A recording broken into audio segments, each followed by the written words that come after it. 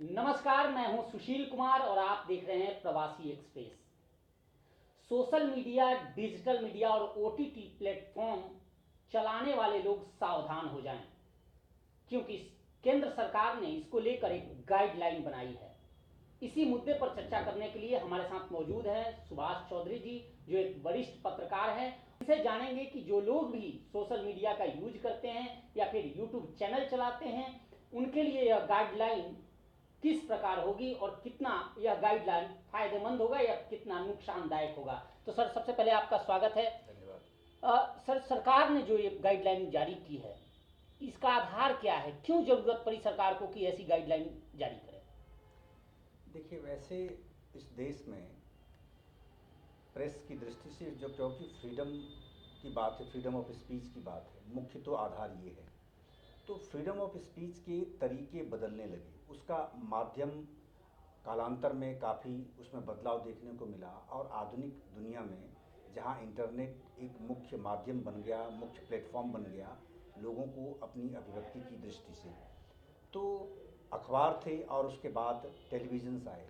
उनके लिए self regulatory mechanism भी है और गवर्नमेंट की ओर से भी कुछ मैकेनिज़्म बनाए गए हैं, जैसे प्रेस काउंसिल ऑफ इंडिया है, ऑलरेडी एग्जिस्टिंग है, तो उसके कोड हैं और उस कोड का पालन करना पड़ता है अखबारों को भी।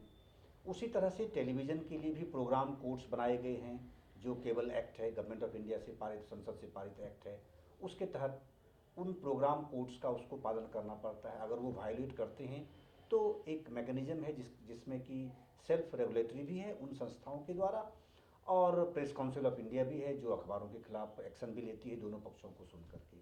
तो ये एक बात है। दूसरी चीज़ ये है कि जब ये इंटरनेट का सिस्टम आया, इसके आने के बाद इस सुविधा का उपयोग किस तरीके से रेगुलेट किया जाए बहुत ज़रूरी है। कोई भी व्यवस्था, कोई भी साधन अगर उसकी खोज होती है या वो उत्पन्न होता है, तो आप उसको किस रास्ते से चलाएंगे, कैसे उसका उपयोग करेंगे, ये बहुत ज़रूरी है। तो इसको लेकर के बहुत सारी समस्याएं क्रिएट होने लगी। लोगों को ये समझ में नहीं आता है कि फ्रीडम ऑफ स्पीच की भी कोई एक सीमा होती है, और लोग उस सीमा को भूलने लगे एक तरह से, और वायोलेशन उसका बहुत ज़्यादा होने लगा। लोगों की छिछालेदार, लोगों के खिलाफ उसको डिफेम करना, अनावश्यक अनर्गल चीज़ों को परोसना, वल्गर चीज़ों को परोसना, चाइल्ड एब्यूज़ देखते हैं, जो पोर्नोग्राफी की बात आप देख रहे हैं, सेक्सुअल एब्यूज़, वो भी चीज़ें परोसी जाती हैं। अगर हम आपके खिलाफ हैं, आप हमारे खिलाफ हैं, तो जब मर्जी जो मर्जी कोई किसी के खिलाफ कुछ भी चला दी, जबकि उसका कोई आधार है या नहीं है, बिना इसको फैक्ट चेक किए, तो लोगों में चीज़ें स्प्रेड हो जाती हैं और फिर जितना नुकसान उसको हो जाता है उसकी भरपाई फिर कभी भी हो नहीं सकती। निश्चित तौर पर 4-5 सालों में हमने देखा है कि सोशल मीडिया का गलत तरीके से इस्तेमाल हो रहा है। वही वजह थी, जैसा आप बता भी रहे हैं, जिस वजह से सरकार गाइडलाइन। अब सवाल यह है कि जो लोग भी, चूंकि यह वीडियो काफ़ी महत्वपूर्ण इस मामले में भी है कि आज सबसे ज़्यादा डिजिटल मीडिया, सोशल मीडिया का इस्तेमाल हो रहा है। आखिर गाइडलाइन क्या है, वो अगर दर्शक हमारा समझना चाह रहे हैं तो वो अगर आप बताएं एक एक करके। देखिए, इस गाइडलाइन के पीछे हालांकि गवर्नमेंट लगातार इस कोशिश में रही, पिछले अगर आप देखेंगे नरेंद्र मोदी गवर्नमेंट में, तो इस कोशिश में गवर्नमेंट थी कि सेल्फ रेगुलेटरी मैकेनिज्म ही, जो सोशल मीडिया प्लेटफॉर्म है वो खुद ही इस तरह के मैकेनिज्म अपने आप में डेवलप करे और इसको रेगुलेट करे। मैकेनिज्म जैसे वेबसाइट चला रहे हैं, हाँ, तो जिस पे वेबसाइट बना रहे हैं वो तैयार करें, यूट्यूब चला रहे हैं तो यूट्यूब करें, गूगल का इस्तेमाल कर रहे हैं तो गूगल करें, इंस्टाग्राम तो इंस्टाग्राम हाँ, करें, फेसबुक तो फेसबुक हाँ, करें। बिल्कुल, आप ये कहना चाह रहे हैं? बिल्कुल, हाँ, बिल्कुल। देखिए, एक्चुअली क्या है कि इसमें देखिए कई तरह की चीज़ें हैं जिसको बहुत समझना बड़ा आवश्यक है किसी भी यूजर के लिए, एक सामान्य जो भी आपके श्रोता हैं उनको समझने की दृष्टि से भी, और एक जर्नलिस्ट के लिए भी बहुत ज़रूरी है, क्योंकि जर्नलिस्ट बड़े पैमाने पर आज इस मीडियम का उपयोग कर रहे हैं। तो इसमें देखिए, इसमें क्या है, एक तो सोशल मीडिया जो प्लेटफॉर्म है वो है, और दूसरा आता है कि जो डिजिटल मीडिया पोर्टल्स हैं और ओटीटी हैं। तो इसको तीन को अलग अलग तरीके से समझने की बड़ी आवश्यकता है, अदरवाइज घालमेल होता है, लोग ठीक से समझ नहीं पाते हैं।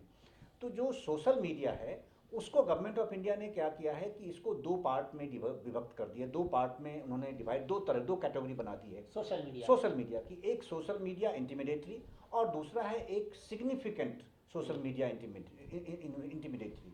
तो जो सिग्निफिकेंट है उसके लिए गवर्नमेंट आने वाले समय में जल्दी ही एक नोटिफिकेशन लाएगी और फिर उससे उसका क्लासिफिकेशन दोनों की परिभाषा क्या होगी, कौन किस दायरे में आएगा, वो चीज़ें क्लियर हो जाएंगी। लेकिन आपके श्रोता की जानकारी के लिए मैं आपको बता दूं कि जो सिग्निफिकेंट सोशल मीडिया इंटरमीडिएटरी है, उनमें से जैसे अभी आपने नाम लिया था, जैसे फेसबुक है, ट्विटर है, लिंक्डइन है, तो इस तरह के जो बड़े लोग हैं, जो बड़े प्लेयर्स हैं, ऑलमोस्ट मुझे लगता है कि कल जो मंत्री ने, जो आईटी मिनिस्टर है, उन्होंने जो प्रेस कॉन्फ्रेंस की थी, तो उन्होंने इस बात को नटसेल में बताया था कि लगभग 40 के आसपास हैं इस तरह के बड़े प्लेटफॉर्म जो है। तो वो यूजर्स के नंबर ऑफ यूजर्स जो उनके हैं या नंबर ऑफ अकाउंट होल्डर्स हैं, उसके आधार पर उसका क्लासिफिकेशन किया जाएगा। तो ये नटसेल में आप ये समझिए कि जो सिग्निफिकेंट है ना, वो सारे यही सारे बड़े प्लेयर्स हैं जो उस कैटेगरी में आएंगे। तो उनको रेगुलेट करना, एक्चुअली क्या था कि ये लोग अपने हिसाब से सब कुछ चलाते थे, ये अपना बिजनेस का पार्ट बिजनेस समझते हैं, और बिजनेस केवल और केवल बिजनेस रूल्स के आधार पे ही ये खुद को रेगुलेट करते थे। लेकिन इससे लोगों पर क्या असर पड़ता था, देश पर क्या असर पड़ता है, दुनिया पर क्या असर पड़ता है, केवल उसका ये बिजनेस तो नहीं है, ये केवल सिंपली एक प्रोडक्ट के रूप में इसको नहीं छोड़ा जा सकता है, क्योंकि ये सीधा सीधा लोगों की मानसिकता, लोगों की सोच, लोगों के हाव भाव, लोगों की कार्यशैली, लोगों के कामकाज, यहाँ तक कि देश और दुनिया, किसी देश की जो लोकतांत्रिक व्यवस्था है उसको भी बुरी तरह से प्रभावित करने के हालात ये पैदा कर देते हैं। तो इसीलिए गवर्नमेंट को इस तरह की बातों को सोचना पड़ा। और पिछले दिनों में मैं थोड़ा समय आपका लूँ कि पिछले दिनों में 2-3 वर्षों में सुप्रीम कोर्ट में कई ऐसे मामले आ गए चाइल्ड पोर्नोग्राफी के, हाईकोर्ट में कई हाईकोर्ट में इस तरह के चाइल्ड अब्यूज से संबंधित बहुत सारी ऐसी चीज़ें आ गई। संसद के दोनों सदनों में पिछले अभी लास्ट जो सत्र, बजट सत्र का जो हाफ पार्ट हुआ है, उसमें दोनों सदनों में कम से कम 50 सांसदों ने इस मुद्दे पर सवाल खड़े किए हैं वहाँ। तो उसके बाद फिर राज्यसभा में ये स्पेशल मोशन लाया गया इस मुद्दे पर, इस पर चर्चा करने के लिए। उसके बाद राज्यसभा की एडहॉक कमेटी गठित हुई जिसने इस चाइल्ड पोर्नोग्राफी और इस तरह की चाइल्ड एब्यूज को लेकर के चर्चा की, और उस पर उन्होंने कुछ रिकमेंडेशंस दी हैं गवर्नमेंट को। तो इसीलिए लास्टली गवर्नमेंट को मजबूर होकर के इस दिशा में कदम आगे बढ़ाना पड़ा, और सेल्फ रेगुलेटरी मैकेनिज्म नहीं बना उन सोशल मीडिया जो सिग्निफिकेंट, खास करके सिग्निफिकेंट सोशल मीडिया प्लेटफॉर्म्स हैं, उनके द्वारा नहीं बनाया गया, इसलिए गवर्नमेंट मजबूर हो गई इस दिशा में कदम बढ़ाने की। जो गाइडलाइन बने हैं, ये किस एक्ट के तहत, क्या कोई नया एक्ट आया है जिसके तहत इन्होंने ये गाइडलाइन बनाई? नहीं, बिल्कुल नहीं, ये एकदम आप साफ समझ लीजिए, और आपके श्रोताओं के लिए भी बहुत स्पष्ट संदेश है इस मामले में कि केंद्रीय मंत्री आईटी मिनिस्टर रविशंकर प्रसाद जी ने बेहद क्लियर ये कर दिया कि इसमें किसी को ऐसा कंफ्यूजन नहीं होना चाहिए कि गवर्नमेंट कोई नया एक्ट या नया कानून लेकर के आई हुई है, बिल्कुल भी नहीं। ये एक गाइडलाइन है, और under the provision of existing IT act, जो पहले से एग्जिस्टिंग आईटी एक्ट है, उसी के तहत ये एक केवल रेगुलेशन में केवल गवर्नमेंट रेगुलेशन नहीं होगा, सेल्फ रेगुलेशन के लिए आपको मजबूर किया जाएगा। एक सवाल मैं समझ नहीं पा रहा हूँ, मैं अगर कोई व्यक्ति अपना सोशल मीडिया चला रहा है, चाहे वो यूट्यूब चैनल चला रहा है या फिर फेसबुक को यूज कर रहा है, इस गाइडलाइन के आने के बाद उसको क्या करना पड़ेगा, एक सिंपल सी भाषा में अगर हम समझना चाहें तो? जी देखिए, उनके लिए 2 चीज़ें हैं जानने की बहुत आवश्यकता है। पहली बात तो ये है कि अगर आप सोशल मीडिया प्लेटफॉर्म का उपयोग करने जा रहे हैं, करेंगे, आप चाहे ओल्ड यूजर्स हैं या फिर अगर न्यू यूजर्स आप बनने जा रहे हैं, तो अब आपको क्या होगा कि अभी तक जिस तरह से आप आसानी से फेक कुछ भी, आप अपना नाम ABCG किसी तीसरे के नाम से भी आप अकाउंट खोल लेते थे, और कोई सही इन्फॉर्मेशन आप नहीं देते थे, क्योंकि आपका वेरिफिकेशन नहीं होता था, किसी भी इस प्रकार के वेरिफिकेशन का मैकेनिज्म नहीं है, एक्सेप्ट ट्विटर। अगर आप देखेंगे तो ट्विटर में भी उतना वो बहुत मतलब कह सकते हैं कि कम्पैक्ट या बहुत मजबूत मैकेनिज्म नहीं है।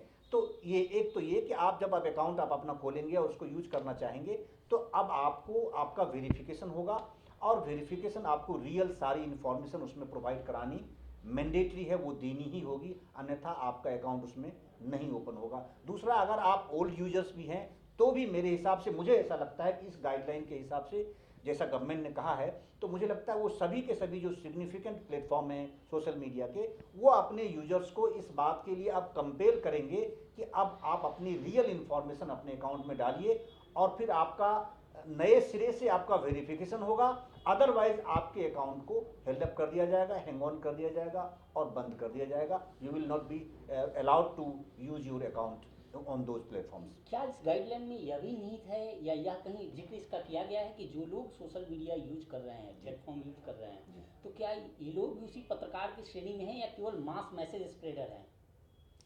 नहीं, देखिए, यूजर्स जो हैं, अगर आप कोई मैसेज कुछ भी आप लिख करके भेजते हैं तो पत्रकार तो अलग चीज़ है, लेकिन अगर आप कोई मैसेज कुछ भी आप लिख करके कुछ स्प्रेड कर रहे हैं आप किसी को भी, तो फिर तो आप तो यूजर्स हैं और आप एक तरह से क्रिएटर भी हैं, मैसेज के क्रिएटर भी हैं।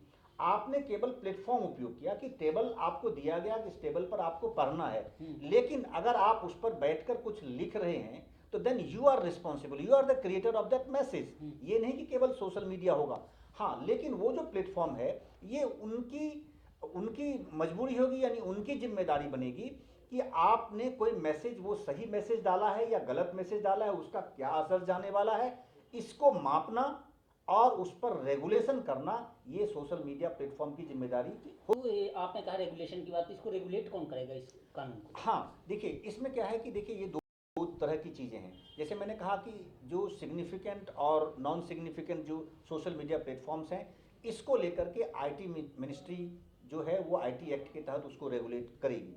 और दूसरा पार्ट इसका आता है जो डिजिटल मीडिया है, सोशल डिजिटल मीडिया और ओटीटी प्लेटफॉर्म्स आते हैं, जिसमें हम सब आप जैसे लोग आते हैं जो जर्नलिस्ट हैं और जो ओटीटी ओवर द टॉप बोलते हैं, जो कि वीडियो के फॉर्म में आज की तारीख में टेलीविज़न की तरह से वो सीरियल बना रहे हैं, वो फिल्म चला रहे हैं, छोटे छोटे अपने जो वीडियो के फॉर्म में कुछ चीज़ें ऐसे डाल रहे हैं उसमें से, तो वो जो चीज़ें हैं, सीरीज भी चल रही है, हाँ, सीरीज चल रही है, तो वो उस पर रेगुलेशन होगा, वो उसकी आईएनबी मिनिस्ट्री के द्वारा, इंफॉर्मेशन ब्रॉडकास्टिंग मिनिस्ट्री के द्वारा, लेकिन वो भी आईटी एक्ट के तहत ही है।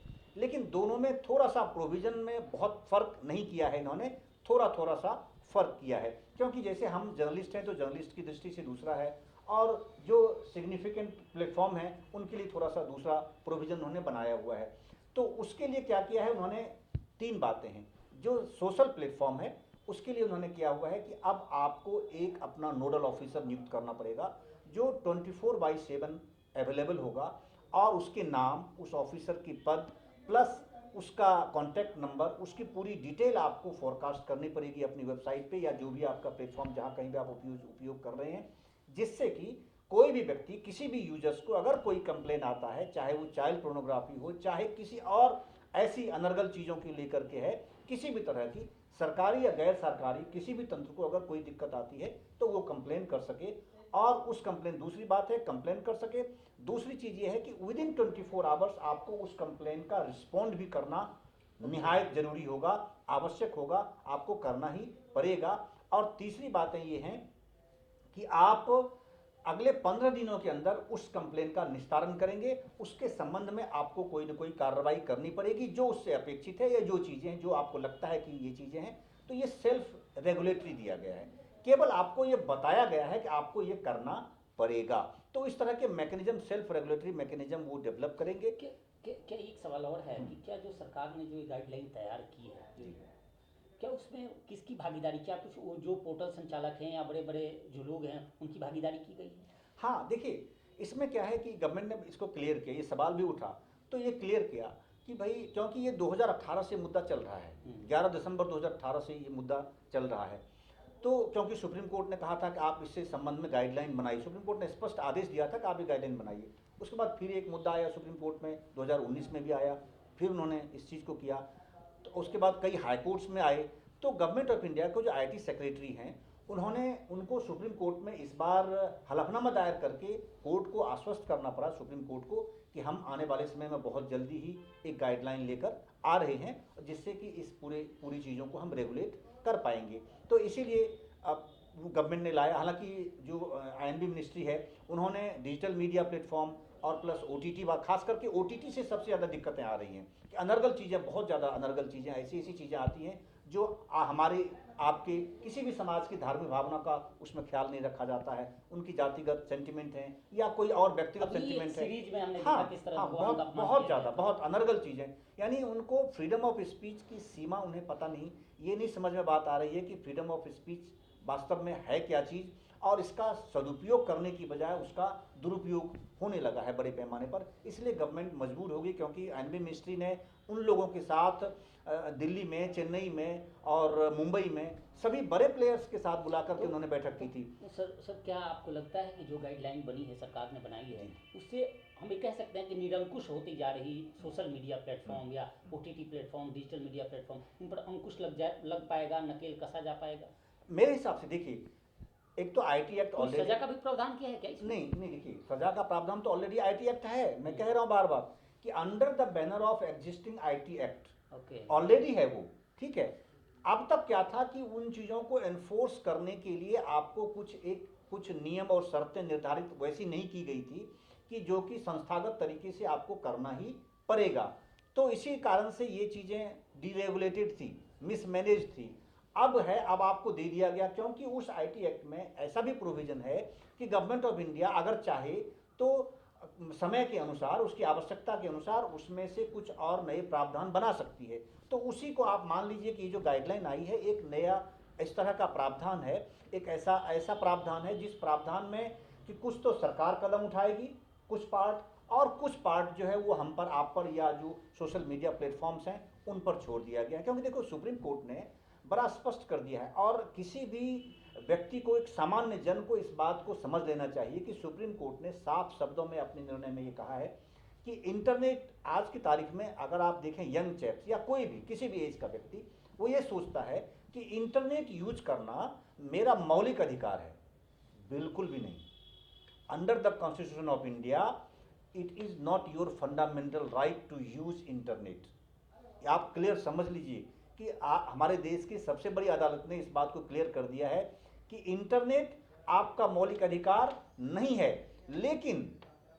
लेकिन उन्होंने आगे ये कहा कि फ्रीडम ऑफ स्पीच की दृष्टि से इंटरनेट का यूज करना आपका मौलिक अधिकार है। लेकिन ये नहीं कि इंटरनेट आपका मौलिक अधिकार है। क्यों? इसी कारण से कि क्योंकि देखो, रेगुलेशन बहुत, किसी भी चीज़ को लेकर के, अखबार भी चल रहा है आज 70 साल से, इतने साल से देश आज़ाद हो गया, उससे पहले से अखबार चल रहे हैं। तो उसको लेकर के अगर मैकेनिज्म बनाया जा सकता है, बाद में टेलीविज़न की दुनिया क्रिएट हुई, उसको लेकर के एक मैकेनिज्म काम कर सकता है, और सेल्फ रेगुलेटरी बॉडीज़ क्रिएट की जा सकते हैं, चाहे उसके एसोसिएशन के रूप में हो या कोई और बॉडी उन्होंने क्रिएट की है। तो इसको लेकर के क्यों नहीं? मैं तो समझता हूं कि एक डिजिटल मीडिया जर्नलिस्ट की दृष्टि से मैं ये समझता हूं कि बहुत अच्छा है, और ये अच्छे लोगों को एक अच्छा रिकॉग्निशन इससे मिलने वाला है कि कम से कम रेगुलराइज होगा। जो अनर्गल लोग थे, जो उस तरह के इनएफिशिएंट लोग थे, जो विकृत मानसिकता के लोग थे, उन पर अब नियंत्रण कसा जा सकेगा। क्योंकि जो सोशल मीडिया प्लेटफॉर्म है, उसको लेकर के, जैसे मैंने कहा कि 24 आवर्स नोडल ऑफिसर उनको बनाना पड़ेगा, उसी तरह से उनको एक रिड्रेसल ऑफिसर भी उनको घोषित करना पड़ेगा। तो अभी तो कंप्लीट गाइडलाइन आएगी, हाँ, तो अनाउंसमेंट कर दी है। बेसिक चीज़ें तो ये उन्होंने बता दी हैं कि भाई उनको आपको सेल्फ रेगुलेटरी की दृष्टि से आप इस तरीके से नोडल ऑफिसर बनाना पड़ेगा, किससे संपर्क करे। दूसरा, रिड्रेसल ऑफिसर आपको बनाना पड़ेगा। तीसरा, आपको 15 दिनों के अंदर ही उस कंप्लेन को आपको डिस्पोज करना ही पड़ेगा, उसमें क्या कार्रवाई ली आपने की है। तो इसका, और हर महीने आपको उसकी कंप्लायंस रिपोर्ट की कितनी शिकायतें आपके पास आई हैं, और उन शिकायतों के मद में आपने क्या कार्रवाई की है, क्या एक्शन, जैसे एक्शन टेकन रिपोर्ट आप कह सकते हैं, वो आपको हर महीने पब्लिश करनी पड़ेगी। हर महीने उसकी रिपोर्ट जारी करनी पड़ेगी। वो अब गवर्नमेंट बताएगी कि गवर्नमेंट को भेजना होगा किसी संस्था को, या फिर अपने वेबसाइट पे उसको आपको डालना पड़ेगा। इस तरीके से ये चीज़ें चलेंगी। तो ये एक बेसिक चीज़ है जिसको बहुत समझने की ज़रूरत है। यूजर्स के लिए बड़ा लाभदायक है, सामान्य जन की दृष्टि से भी, और मुझे लगता है कि जो सोशल मीडिया प्लेटफॉर्म है उसके लिए भी ये बहुत अच्छा, ये व्यवस्था बहुत अच्छी व्यवस्था होने वाली है। कुल मिलाकर सर, अगर आपकी बातों को हम ये माने कि अब जो लोग किसी को भी गाली देते थे या social media, digital media, OTT का गलत इस्तेमाल करते थे, उन पर एक नकेल कसा जा सकता है इसके तहत। और जो लोग भी हम सब जो लोग भी यूज करते हैं सोशल मीडिया को, इस प्लेटफॉर्म को, उन्हें भी अब सावधान होने की ज़रूरत है। अगर कोई भ्रम फैलाया इस पर या गलत जानकारी दी, तो निश्चित तौर पे जेल की सलाखों के पीछे भी जाना पड़ सकता है, जेल की हवा भी खानी पड़ सकती है। इस पेशकश में फिलहाल इतना ही। देखते रहिए प्रवासी एक्सप्रेस।